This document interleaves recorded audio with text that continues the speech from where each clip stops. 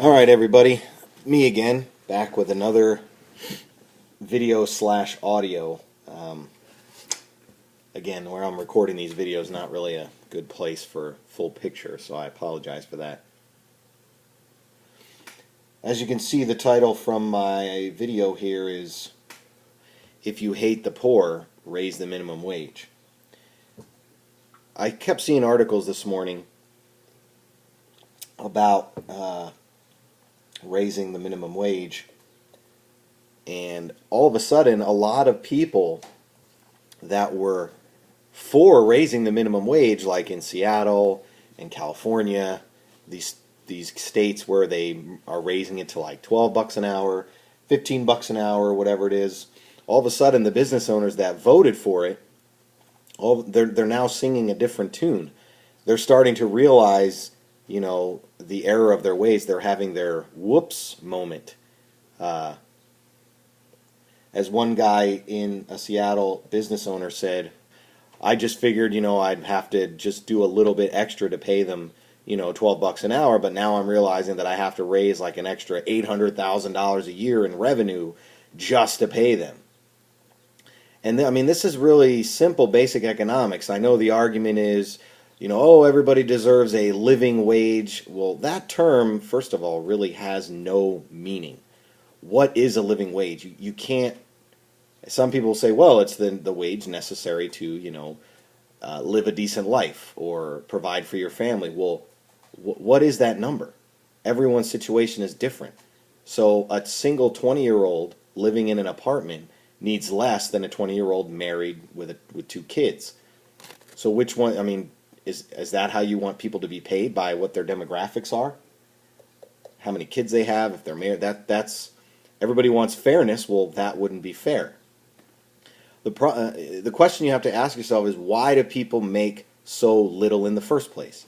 The common argument is to just say, oh, well, it's greedy. It's greed. Companies are greedy. They just want to pay their employees as little as possible and reap all the profits, and everyone's greedy, and if it wasn't for minimum wage laws, everyone would be making like 15 cents an hour, and everybody would be eating dirt, and of course, thanks to the government, this doesn't happen. Well, the first problem with that argument that I always ask people is, okay, so let's ask the question of this. If that is true, if companies are so greedy and all they want to do is pay their employees as little as possible and reap all the profits, then why does anyone make over minimum wage? Why don't companies just pay every single employee they have minimum wage? Why don't doctors make minimum wage? Why don't lawyers make minimum wage? Why don't managers make minimum wage and all those other people? If that was truly the case, if companies were just all about greed, why don't they just pay all their employees minimum wage and be done with it? That would be, because, again, the government, there is no such thing as a maximum wage. So the law only says if you're going to hire someone, you must pay them X. The federal people say, what is it? I think it's $7.50 an hour or $7.25. So the law right now only says that an employer, by law, must pay at least $7.50 an hour to an employee if they get hired. So but the law doesn't say, but you must pay them, or if they have a degree, you have to pay them 12, or this, that, the other thing. So why do some people make over the minimum wage? Why is that? The answer is actually really simple. It's because of a simple economic principle known as supply and demand. Let's take McDonald's as an example here. Now, think about it like this. How many people do you know, just off the top of your head, that could work as a cashier in McDonald's, including yourself? Just how many people right off the top of your head could you name that have the skills necessary to go work as a cashier at McDonald's? I could probably say almost every single person I can think of, except for my toddler son, could work at that job given a day or two of training. It's not that hard. There's nothing wrong with those jobs, but again, I'm strictly talking about a skills perception here. Now, take what happens when a cash register, they're all computerized now. What happens to a cash register at McDonald's when it breaks down? I want you to think of those same people and ask yourself, how many people can you name right now that have the skills necessary to fix that computer terminal if it breaks down? Suddenly that number dwindles. I can probably only think of maybe one or two people off the top of my head that actually have the skills necessary to be able to diagnose and fix a problem such as a computer terminal going down at McDonald's. So you can see right there's a discrepancy. There's a shortage of supply of people doing that, or who are able to do that, I should say. So what does that mean? Well, labor is no different than goods when it comes to prices. When something is in short supply, the demand goes up and the price goes up. When something is not in short supply, when there's an oversupply, demand goes down and prices go down. It's no different than like flat screen TVs, cell phones, computers. Labor is the same exact thing, except in this case we're talking about people instead of goods. So if the supply of people that can work at McDonald's as a cashier is enormous, which it is, then the demand for said product will go down. Then the value of that position also goes down. So they pay less money.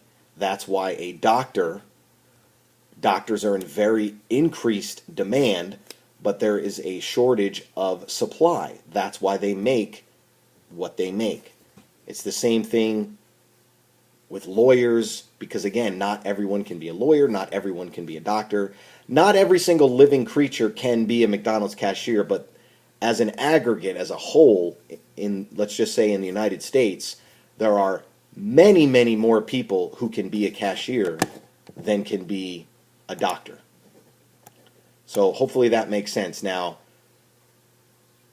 there's an old saying, you might be worth a lot in let me back up. You get paid for the value that you bring to the marketplace. So someone who now you may be a very valuable member of your community, you may be a very valuable member of your household, but if you're not very valuable in the marketplace, meaning you have no skills or very little skills, you're not very valuable. That's why you don't make a lot of money. That's why people with degrees make more on average than people who don't. Now, why do I say if you hate the poor, raise minimum wage? Well, contrary to popular belief, not every single business owner is a multimillionaire. Everybody seems to think that if you own a business, you're a business owner, you're somehow rich. You're in the 1% and you're just greedy if you don't pay your employees, more than minimum wage. Well, let's look at, again, using the supply-demand example. If the minimum wage is raised, let's just say, to $15 an hour, and you have the choice, you're an employer, and you have the choice between hiring, let's say, unemployment is very high, and you got a bunch of people who want to work for you. Again, using McDonald's as an example, you have a guy with a bachelor's degree in business applying for a cashier's job because he can't get another one, and then you have a 20-year-old with no degree and no skills. This is his first job. If you have to pay them both the same anyway, which one are you going to hire? You're going to hire the guy with the bachelor's degree because you can make more, you get more value for your $15 an hour. For your $15 an hour, you get a guy with a degree who has a lot more skills and brings a lot more value to your company than a guy who has no skills, no degree, nothing, and just starting out. It's the same thing when you go shopping at the store. You want to get the most the most value for your money. You look for the best deals, you look for the sales, you look for everything like that. Well, employers do the same exact thing when they're hiring someone. It's no different. They're looking at value versus what they have to pay. So if you have a situation like that, of course they're going to hire the guy with the degree. So if you keep raising the minimum wage, you make it harder and harder for people that have little value in the marketplace to even get any value, to even start. Now, everyone, there's that saying that, the McDonald's jobs and all those other jobs, they're entry-level jobs, and they are.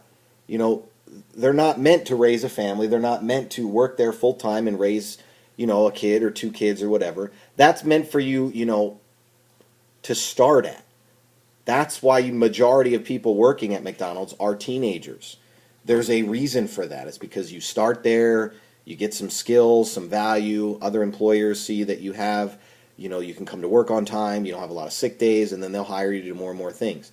But if you find yourself in a situation where McDonald's pay isn't making it for you, isn't hacking it, well, then you have two choices. You can either demand more money, which obviously won't work, or you can get more skills.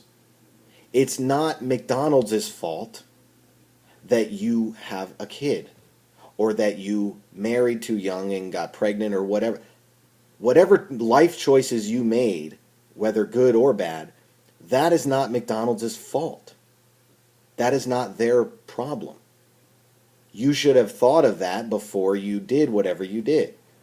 Now, I know that's pretty harsh for some people to hear. And again, I'm not saying you don't love your kids and all that stuff. But I'm saying is there are consequences for actions. And you can't expect other people to pay for them. Literally, to pay for them. Now, what happens when employers raise the cost of labor? Well, they have to make it up somewhere. They either raise prices, cut benefits, cut other things. Maybe they'll cut hours. Because you have to remember something. A salary is only part of what an employer has to pay for an employee. So if you have an employer who has to pay you $15 an hour, chances are he's actually paying you about $18 an hour. You just don't see the other three because that goes for taxes, insurance, Social Security, all the stuff an employer has to pay just to legally employ you. You don't see it, but that's what he's paying you. So if you really want to help poor people, ask yourself this question. What's better, an unemployed person working for $0 an hour and living off the state, or an unemployed person suddenly getting a job for $3 an hour? Which one is better for the person? Obviously, the $3 an hour job is. Because making $3 an hour is better than making $0 an hour. I mean, I shouldn't have to explain why that's better.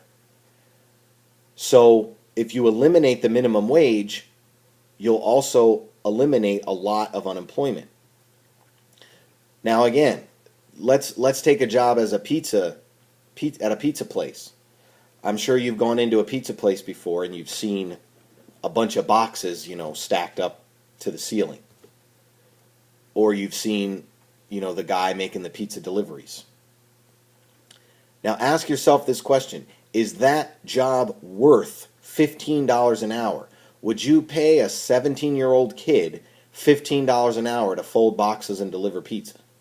Again, using the value and the skills, how many people do you know that have the skills to do that?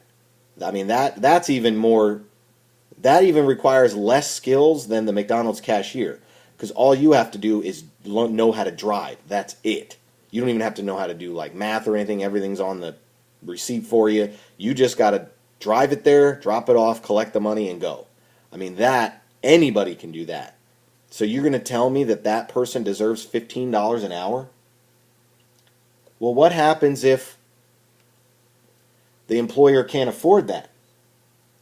What happens if the employer isn't making millions of dollars and can't afford that?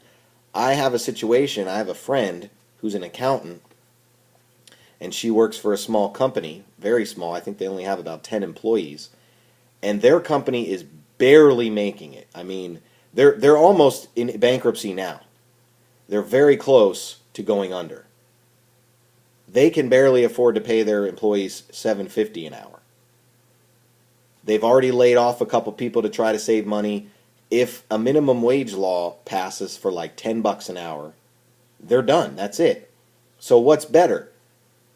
10 employees making minimum wage or 10 employees making zero and now having to go live off the state if they can? I mean, it shouldn't be, you really shouldn't, it's not too complicated to figure out. Another thing, think about jobs of the past that some people watching or listening to this may never have seen before, that don't even exist anymore because of that. Now, there are some jobs that have been eliminated due to technology, but I know two right off the top of my head that have been eliminated and have nothing to do with technological advance. One is gas station attendant. Two is movie theater usher. And here's a third one I just thought of, elevator operator. Now, all three of those jobs have basically been eliminated in the aggregate. There's a few of them scattered around in certain states where, like, it's the law that you have to have someone pump your gas. And, of course, you'll notice gas is a little bit higher over there. So why are those jobs gone? It has nothing to do with technology. Gas station, the way that people fill their cars with gas is the same it was 50, 60, 70 years ago. Yes, there's electronic pumps versus the little spinning dials, but the technique is the same. You still got to take the pump in your hand, you still got to stick it in the hole, and you still got to press the lever. It's exactly the same. Have movie theaters changed in the last 70 years? Nope. Still got the same seats, still got the big screen, everything's the same. Elevators, have elevators changed? Nope, they're still the same. They still go up and down with the buttons. They're not futuristic or anything. It's all exactly the same as it was 70 years ago. So what happened to those jobs? You can't blame technology. Technology did nothing. It's because the cost of those jobs is now too high. Because you also have to say, what does that job produce? Well, ask any gas station owner what his margins are on gas. I mean, it's usually they're negative. Every gas station owner will tell you they don't make money on gas because it's so highly competitive that you can't overcharge because you'll just go down. You can't even charge like a penny or two more because most people will just go to the next one. Where even if it's a penny less, people will go to that one. So their margins on gas are just non-existent. They make their money on the little snack shops and stuff. That's why, if you notice, you don't see mechanics at gas stations hardly anymore. They stopped doing that. They've turned their little gas stations into grocery stores to try to make up for the loss in gas stations. The gas station is the bait. That's how they get you to the station. Once you're there, they hope that you say, well, since I'm here, I guess maybe I'll go in and get a Monster. I need a pack of smokes. Maybe I'll get a Snickers bar. That's where they make their money, not in gas. So the gas station attendant, people were not willing to pay an extra 25 cents, to have somebody pump their gas. They just said, screw it, I'm going to go, the gas station owner across the street decided not to have a gas station attendant. He was charging a quarter less. That guy's gone. Same thing with movie theaters. People didn't want to pay the extra money to have that. It's a nice convenience, but people aren't willing to pay for it. Same thing with the elevator operator. And I raised this argument once, and someone said to me when I talked about the gas station attendant, someone said to me, oh, well, that's because people like pumping their own gas. So I'm like, we don't need those people anymore because people are more self-sufficient and they like pumping their own gas. I said, really? So you're going to tell me if all things were equal, you'd rather get out of your car and have to do everything than just sit there and have someone come up and stick the pump in there for you and do everything, and you'd rather not just sit there. Same thing with, think about a grocery store bagger. You ever notice how they have those baggers, but not every single register has them? There's only like 3 or 4 of them, and they have to run around to different registers. Using that same logic, are you going to tell me, no, sir, no, Mr. Grocery Store owner, I would much rather bag my own groceries. I don't want the convenience of having someone else put them in a bag for me. I like doing it myself. I'd much rather do that. Same thing with the Walmart checkouts. I mean, you can keep going on and on and on. But again, you have to ask yourself, should someone make $15 an hour for bagging groceries? I mean, is that society's fault that that person decided not to go to college, or not to forget college and decided not to learn a trade and just entered the workforce? And now he thinks because he's a human being, he deserves $15 an hour for bagging groceries? And what you're going to do also, there's going to be an after effect.